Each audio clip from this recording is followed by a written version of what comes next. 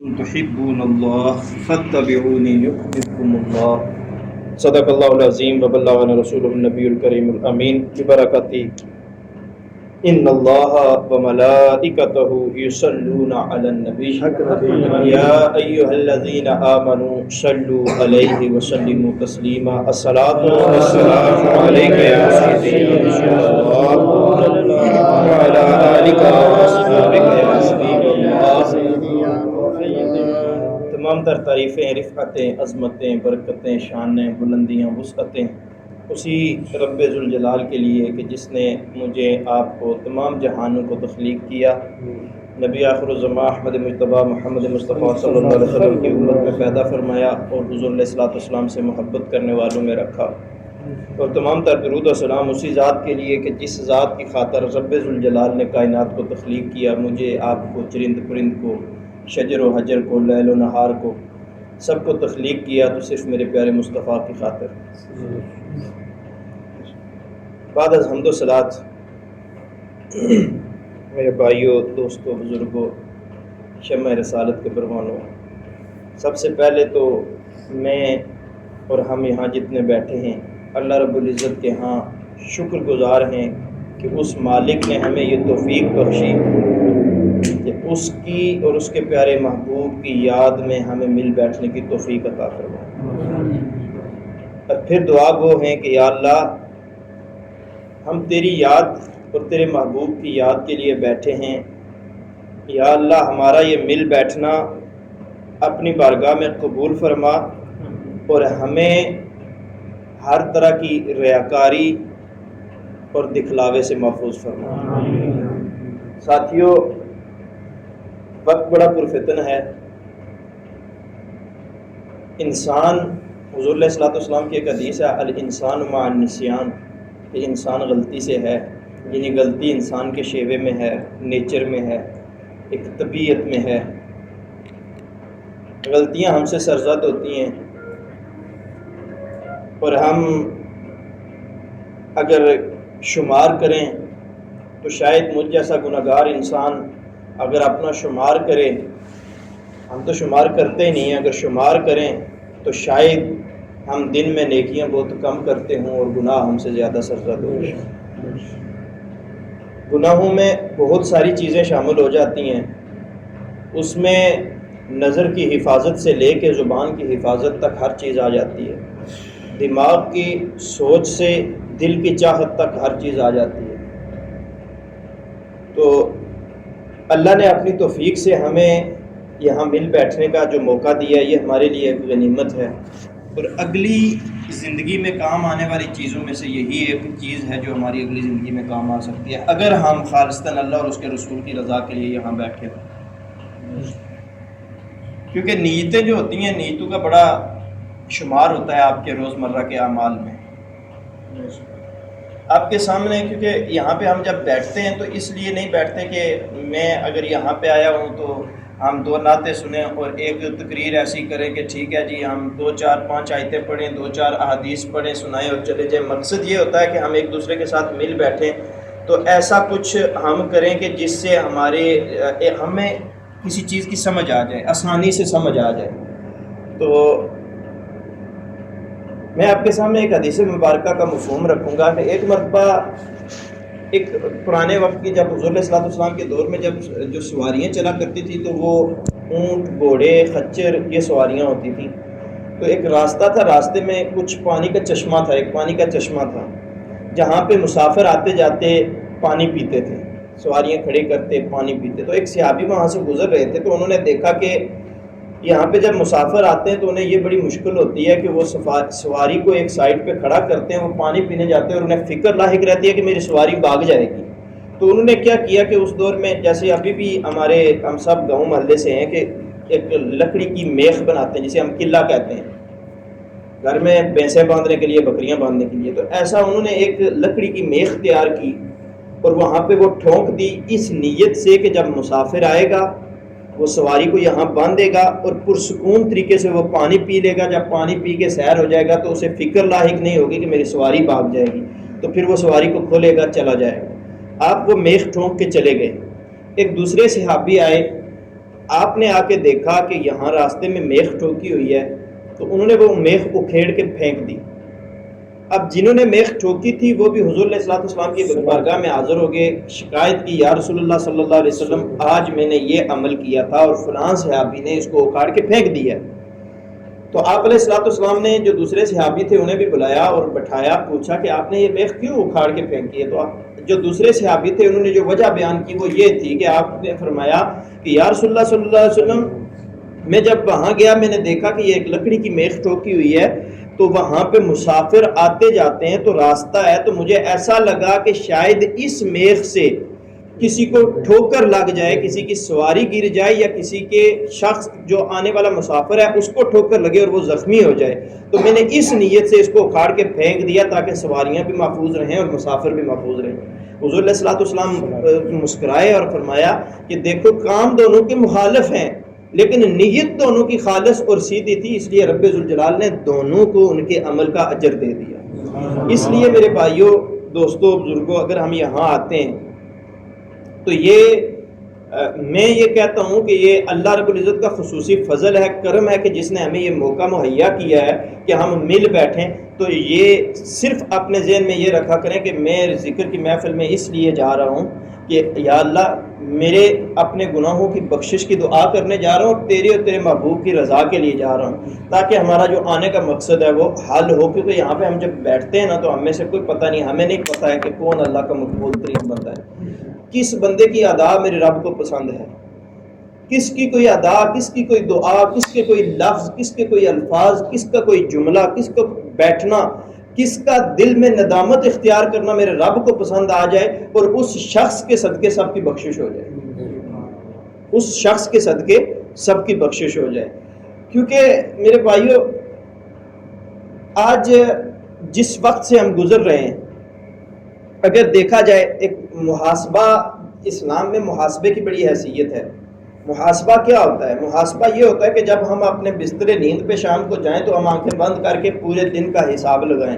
کہ آج پورے دن میں ہم نے کیا نیکیاں کی ہیں، کیا رب ذوالجلال کی عبادت کی ہے، کیا رب ذوالجلال کے فرائض پورے کیے ہیں اور کیا ہم سے چھوٹ گئے ہیں۔ تو جب ہم یہ روزمرہ کے معاملات میں کریں گے تو بہت ساری چیزوں سے انسان بچ سکتا ہے، لیکن ہمارے پاس یہ نہیں ہے۔ تو امام سعدی نے اپنی کتاب میں بستان سعدی میں لکھا ہے کہ رحمت حق بہانہ می گوید، جو اللہ کی رحمت ہے نا وہ قیمتیں تلاش نہیں کرتی، وہ بہانے تلاش کرتی ہے اپنے بندے کو بخشنے کے، کیونکہ رب تو اپنے بندے سے 70 ماؤں سے بڑھ کے پیار کرتا ہے نا۔ اور پھر ہم امت محمدی صلی اللہ علیہ وسلم اسی نسبت سے آج کی جو آیت میں نے پڑھی ہے قل ان کنتم تحبون اللہ فاتبعونی یحببکم اللہ، یہ مہینہ میلاد النبی شریف کا مہینہ ہے اور ہم اللہ اور اس کے رسول سے محبت کرنے والے ہیں اور رسول کریم صلی اللہ علیہ وسلم سے ٹوٹ ٹوٹ کر محبت کرنے والے ہیں، الحمدللہ ثم الحمدللہ۔ تو جب میلاد النبی شریف کی باری آئے یا حضور علیہ السلام پہ درود پڑھنے کی باری آئے، آپ کا میلاد منانے کی باری آئے، آپ کے ذکر کو بلند کرنے کی باری آئے، میری اور آپ کی کوئی اوقات نہیں ہے کہ ہم حضور کا ذکر بلند کر سکیں۔ ہم اپنے حصے کی حاضری لگوا رہے ہیں، کیونکہ میرے رب نے قرآن کریم میں فرما دیا کہ ورفعنا لک ذکرک محبوب، ہم نے تیرے لیے تیرے ذکر کو بلند کر دیا ہے۔ اور ہم نے دنیا میں بڑی مثالیں دیکھی کہ حضور علیہ السلام کا ذکر کیسے بلند ہوتا ہے، کہاں کہاں بلند ہوتا ہے اور کدھر کدھر بلند ہوتا ہے، اور جہاں جہاں حضور علیہ السلام کے ذکر کو جس نے دبانے کی کوشش کیا وہاں کس طرح ذکر ابھر کے آیا ہے، یہ ہم نے اپنی آنکھوں سے دیکھا ہے، الحمدللہ ہم نے اپنی آنکھوں سے مشاہدہ کیا ہے۔ اور میں بذات خود، کسی کی تو گارنٹی نہیں، میں بذات خود میں نے زندگی میں ہم سوچا کرتے تھے، ہم ایک وقت تھا کہ ہم سوچتے تھے کہ ذکر بلند ہونا یہ کیا ہے، ہم نے آپ کے لیے ذکر بلند کر دیا تو ہمارے ذہن میں ایک خیال آتا تھا کہ رب ذوالجلال نے فرما دیا محبوب جب آپ کو پیدا کیا آپ کا ذکر بلند کر دیا۔ نہیں، ہم نے اس دنیا میں ہوتے دیکھا ہے، ہم نے اس دنیا میں یہ وقت دیکھا ہے، میں نے الحمدللہ کہ وہ وقت بھی دیکھا ہے کہ جہاں پہ کہ حضور علیہ السلام کے ذکر کو دبانے کی کوشش کی گئی ہے وہاں پہ 200% بڑھ کے اوپر آئے، کیونکہ یہ ذکر میرے رب نے بلند کرنا ہے، میں نے اور آپ نے نہیں بلند کرنا ہے، وہ رب کام لے لیتا ہے بندوں سے، وہ کس سے کام لینا چاہے، کس کو چن لے وہ کام لے لیتا ہے۔ تو اس لیے جو حضور علیہ السلام کی محبت ہے وہ ہمارے ایمان کی بنیاد ہے، ہمارے ایمان کی اساس ہے۔ اگر ذات مصطفیٰ کی محبت کا عمل نہیں ہے تو ایمان کا عمل نہیں ہے۔ یہ میں یا کوئی مولوی یا کوئی مفتی یا کوئی قاضی نہیں کہتا ہے میرے بھائیو، یہ اللہ کا قرآن کہتا ہے۔ اللہ رب العزت نے حکم یہ دیا ہے کہ قل ان کنتم تحبون اللہ، اے بندو میرے محبوب فرما دیجئے، مفہوم آپ کے سامنے رکھتا ہوں کہ ان کنتم تحبون اللہ، اگر تم سب اللہ سے محبت کا دعویٰ کرتے ہو کہ ہم اللہ سے محبت کرتے ہیں، اگر میں ہوں، زید ہے، بکر ہے، ہم سب کہتے ہیں اللہ سے محبت کرتے ہیں، تو محبت کا عمل تو تب ہوگی نا جب اللہ ہم سے محبت کرے گا۔ ہم یہ تو کہتے ہیں 70 ماؤں سے بڑھ کے محبت کرتا ہے رب کی ذات، لیکن رب ذوالجلال نے اس محبت کی ایک لمٹ رکھی ہے، وہ لمٹ یہ ہے کہ فاتبعونی، میرے محبوب کی غلامی میں آ جاؤ۔ جب میرے محبوب کی پیروی میں آ جاؤ گے، غلامی میں آ جاؤ گے، یحببکم اللہ، تو پھر اللہ تم سے محبت کرے گا۔ یہ قرآن کریم کی آیت ہے، اس کے 3 حصے ہیں، قل ان کنتم تحبون اللہ فاتبعونی یحببکم اللہ۔ پہلا حصہ یہ ہے کہ اگر تم اللہ سے محبت کے دعوے دار ہو، دوسرا ہے فاتبعونی، میرے محبوب کی پیروی میں آ جاؤ، تیسرا یہ ہے کہ یحببکم اللہ، پھر اللہ تم سے محبت کرے گا۔ تو اس لیے میلاد شریف کا مہینہ ہے، میلاد شریف کے مہینے کا مطلب اتنا نہیں ہے کہ ہم کہیں کہ ہم نے محفل سجا لی حضور سے محبت ہوگی، ہم نے غلامی رسول کا نعرہ لگا لیا حضور سے محبت ہوگی، نہیں میرے بھائیو، حضور علیہ الصلوۃ والسلام نے ہمیں زندگی میں جو اسوہ دیا ہمیں اس کو اپنانے کی ضرورت ہے۔ حضور علیہ الصلوۃ والسلام نے فرمایا الصلاۃ معراج المؤمنین، نماز مومنین کی معراج ہے، نماز میری آنکھوں کی ٹھنڈک ہے۔ نماز قائم کرنا، اگر ہم ایک طرف غلامی رسول کے نعرے لگاتے رہیں اور نماز کے لیے مصلی پہ نہ جائیں تو اس غلامی رسول کے نعرے کا کوئی فائدہ نہیں ہے۔ اگر ہم ایک طرف غلامی رسول کے نعرے لگاتے رہیں، دوسری طرف قرآن کو ہاتھ نہ لگائیں تو اس کا کوئی فائدہ نہیں ہے۔ اگر ایک طرف ہم غلامی رسول کے نعرے تو لگاتے رہیں کہ جب عملی میدان کا وقت آئے اور ہم اس عمل کے لیے میدان میں نہ اتریں تو اس کا کوئی فائدہ نہیں ہے۔ ایک طرف ہم یہ نعرہ لگاتے رہے کہ ہمیں غلامی رسول میں موت بھی قبول ہے، 12 ربیع الاول آ گیا، میلاد کی ریلی نکلی، بڑا بینر اٹھائے، جھنڈے اٹھائے، سر پہ پٹیاں باندھی، سینے پہ بیج لگائے، حضور علیہ الصلوۃ والسلام کی محبت کا دعویٰ کیا، روڈ پہ نکل کے 1 گھنٹہ 2 گھنٹے 3 گھنٹے یا صبح سے لے کے شام تک میلاد کی ریلی کے ساتھ رہے، اور شام کو آ کے اسی شخص کے ساتھ بیٹھ کے جو حضور علیہ الصلوۃ والسلام کے دشمنوں کے ساتھ بیٹھنے والا ہے یا حضور علیہ الصلوۃ والسلام کی دشمنی سینے میں رکھنے والا ہے، تو اس پوری دن کی محبت کا فائدہ نہیں ہے۔ ایک دنیا داری کی میں مثال آپ کو دیتا ہوں کہ ہم دنیا میں سب سے پہلی جو محبت ہوتی ہے ایک بچے کے لیے ماں باپ کی ہوتی ہے۔ ہم اپنے والدین سے محبت کرتے ہیں، کیا ہمارے والدین کا کوئی دشمن ہو ہم اس کے پاس جا کے بیٹھنا گوارا کرتے ہیں؟ ہم اپنے بہن بھائیوں سے محبت کرتے ہیں، کیا ہمارے بہن بھائیوں کا کوئی دشمن ہو تو ہم اس کے ساتھ جا کے بیٹھنا گوارا کرتے ہیں؟ اگرچہ وہ سامنے آ کے، کچھ معاشرے میں منافقین ایسے ہوتے ہیں کہ جو سامنے جب جاتے ہیں تو آپ کے والدین کے سامنے، آپ کے والد کے سامنے جب جاتے ہیں تو وہ آپ کے والد کے سامنے ایسے کھڑے ہوتے ہیں کہ جیسے ان سے بڑی ان کی عزت کرنے والا دنیا میں ہے ہی کوئی نہیں ہے، لیکن جب وہ وہاں سے سائڈ پہ ہوتے ہیں تو دوسرے شخص کے پاس کھڑے ہو کے ان کی برائی کر رہے ہوتے ہیں۔ تو کیا آپ کو پتہ نہیں ہوتا ہے کہ فلاں شخص ہمارے والدین کے بارے میں کیا خیال رکھتا ہے؟ اور اگر آپ کو یہ پتہ ہو کہ فلاں شخص ہمارے والد کے بارے میں یہ نظریہ رکھتا ہے تو کیا آپ اس کے ساتھ اٹھنا بیٹھنا گوارا کریں گے؟ کبھی نہیں کرتے۔ تو جب یہ محبت ہے تو میرے پیارے مصطفیٰ نے فرمایا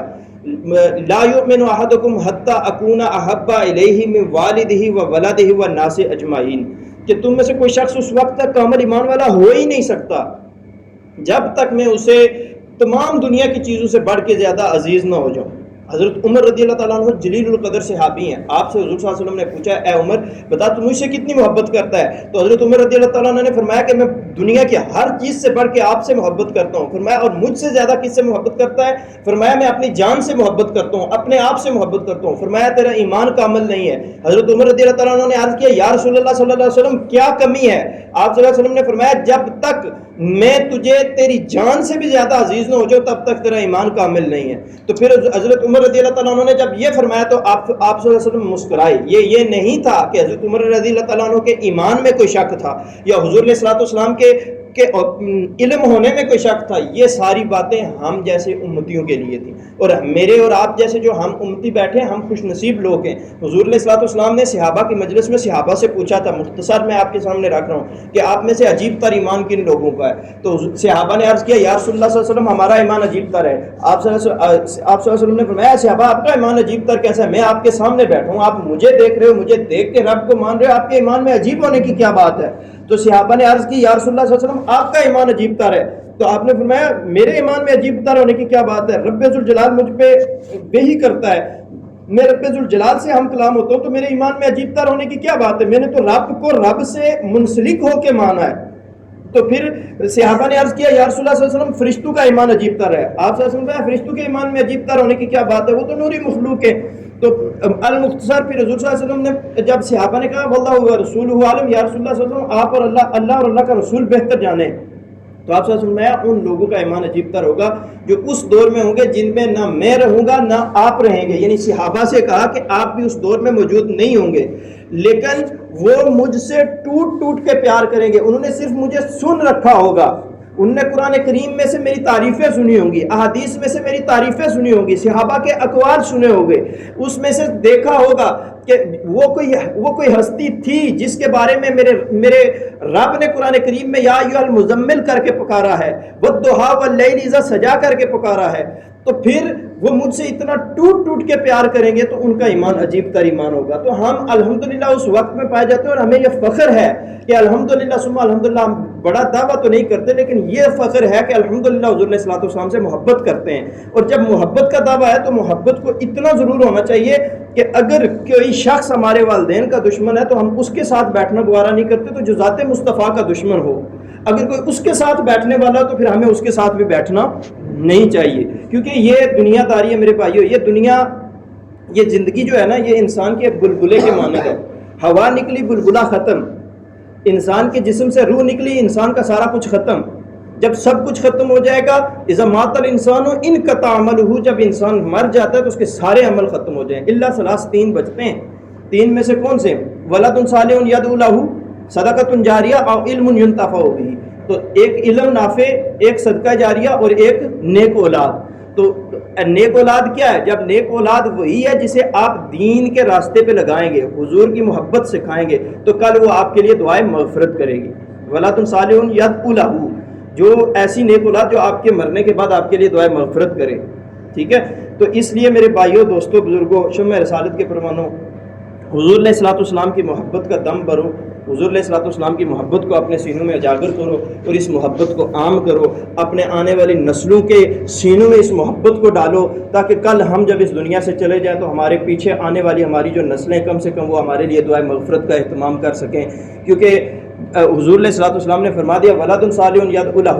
نیک اولاد جو آپ کے لیے دعائے مغفرت کرے. تو علماء لکھتے ہیں کہ اگر اولاد نیک ہو جائے, اولاد کے سینے میں ایمان کامل ہو جائے. ایمان کامل بات وہیں آ جاتے ہیں. ایمان کامل تب ہوگا جب محبت مصطفیٰ ہوگی. جب ایمان کامل ہو جائے تو وہ علم نافع بھی ہے. یعنی اگر مجھے اچھی بات پتہ ہے تو میں نے اپنے بچے کو بتائی ہے, تو یہ علم نافع ہوا. اب علم نافع کے ساتھ علم سکھانا صدقہ بھی ہے, تو یہ صدقہ جاریہ بھی ہوا. اور یہ جب دو چیزیں جمع ہوئیں تو اولاد نیک ہوئی. جب اولاد نیک ہوئی تو